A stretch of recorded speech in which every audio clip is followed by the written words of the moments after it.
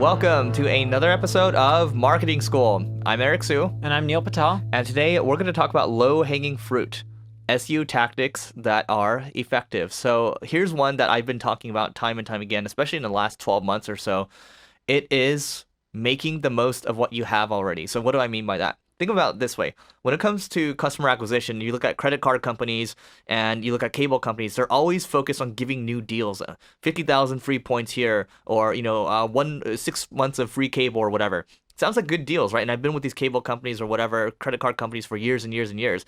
And then you call them and it's like, they aren't willing to give the deal to you because it's only for new customers, right? So it costs 6 to 7 times more to try to aim for a brand new customer versus just trying to retain someone. But yet everybody goes for trying to acquire new customers all the time. But instead of thinking in that way, why don't you think about how you can apply that to marketing as well? And you do that for the posts that you have, and you upgrade a lot of the stuff that you have. What you find is that one post that we had, for example, we updated it, added like another paragraph of content to it. It went from 700 visits a month to 2,800 visits a month. Did the same thing again, jumped up to 5,400. Did the same thing again. Now it's at 10,000 visits a month. Another easy tactic is to just adjust your URL string. So we used to have really long URL strings with dates. Once we removed the dates in there, even though our content wasn't related to a specific date, it was evergreen content, Google associated our content with the date in our URL. So by removing the dates and making our URLs more generic versus specific, like when you have a very long URL such as 7-SEO-hacks that'll improve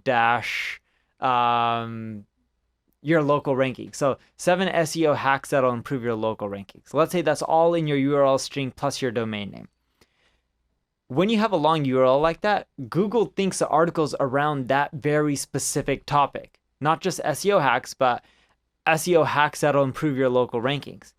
That's such a long phrase that less people are going to type it in. That doesn't mean you won't rank for head terms, it's just harder. So when you take your URLs, contract them, make them shorter, and you remove the dates, what you find is your traffic goes through the roof. So when I did that, I got a 40+% increase in search traffic in 30 days.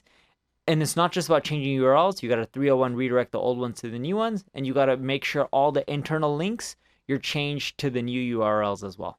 Wonderful. Neil, have you, you've deleted your content before, right? I've deleted my content, had bad experience with it. What I've happened? done it many times.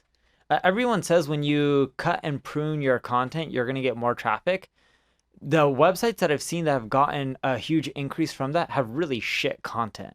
So if you have mediocre content and you cut and prune, what I found is your search traffic typically goes down versus going up. Interesting. And here, just for everyone to have context, I mean, the type of content Neil has on both Quicksprout and neilpatel.com, it's long form, it's all high quality stuff, and it's sometimes you have to pay a good buck to writers for that stuff. So seems to make sense. And then I think we have done it in the past. I think we did it for a client, and then traffic jumped up about 20% or so. So it's not like a 3x jump that you might see from like the Pat Flynn's of the world. Yeah, and a lot of these people have like 200-300 word blog posts that just suck. Mm-hmm. And when you start removing them and they're getting no traffic, it works really well. But if that's not the case, then you're going to lose traffic.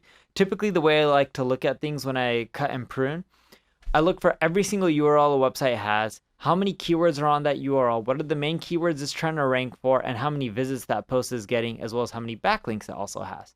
When a page has very little traffic, no backlinks, very little text, and it's irrelevant, that's when you can either update it and expand it, or you can delete it.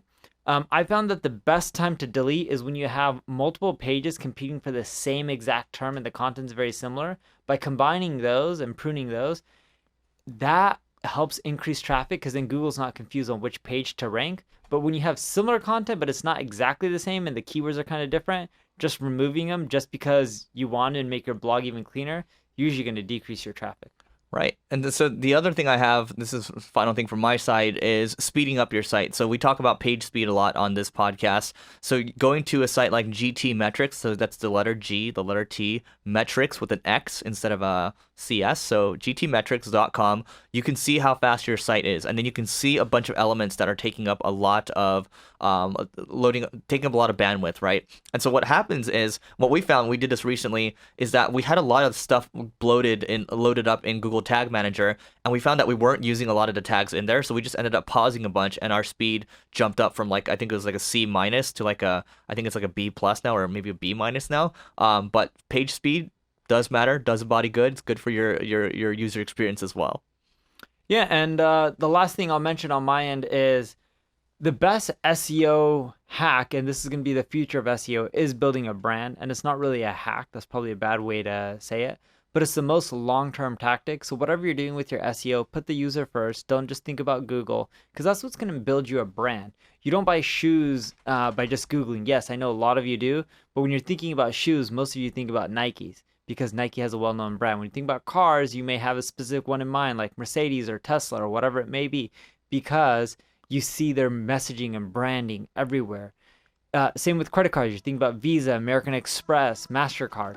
So building a brand is really important, because not everyone Googles for everything. And when you build a brand through your SEO by putting the users first, people will keep coming back. They'll recognize your brand. It'll build trust, and it'll increase your sales and conversions. All right, so that is it for today. Go to singlegrain.com/giveaway to get marketing goodies to grow your business, and we'll see you tomorrow.